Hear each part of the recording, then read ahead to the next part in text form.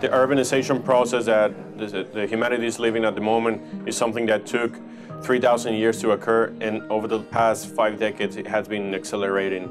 And in all of these kinds of cities, one begins to see similar patterns of wonderful social things, social life, humor, laughter, but also poverty and sadness and real difficulty that people live in. It feels like everything is going to be happening in the cities, like all the job creation, all the energy consumption, all the strategies to address poverty are going to become more relevant and more complex in cities. What makes me desperate about urban development, from my context, is how little change we're seeing. How little real change we're seeing, and how we're seeing the same problems pop up again and again and again. And we're seeing that kind of heavy-handed approaches, long, expensive projects that aren't yielding results. And it's leading to what I think we're seeing in like civil unrest, people demanding more change, people expecting change to have come and it hasn't. Myself as a public servant, I would like to allow myself more flexibility towards a problem-solving process rather than the institutional and conventional way.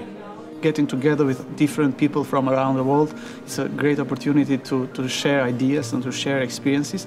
And I think that bringing on all that knowledge and with different perspectives from different discipline areas, it's a very great way to kind of tackle the problem. So I think for me, the timing of the Urban Innovation Leadership Lab was perfect because I think I was needing myself to relook at the work that I'm doing and to see how best can I make a difference and can I intervene maybe with new methods, maybe with new ideas at very, very difficult and complex problems. But I think what really surprised me was how fast things just got going. And we sort of sat in a group and started to talk, and then you just saw these common issues, and like the words I say are the same words that my friends from Mexico say, or my friends from Germany, or my friends from Ethiopia.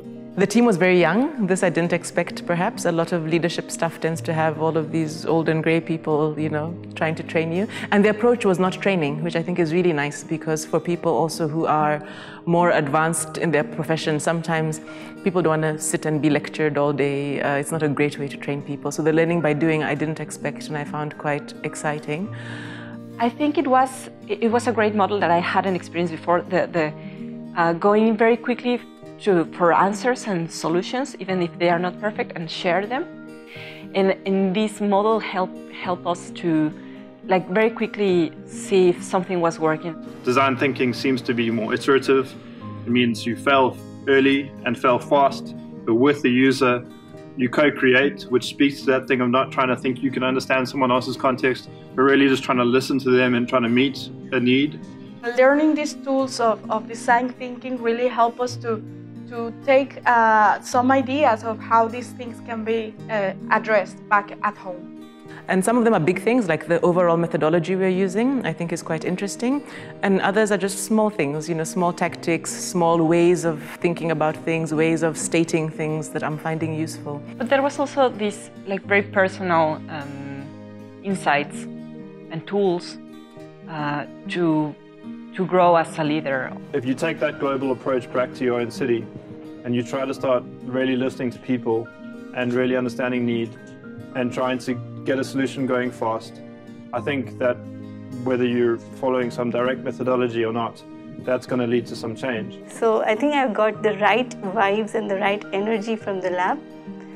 And I also shared it with a couple of other colleagues. I felt that I got a lot of ideas about how to take my work forward.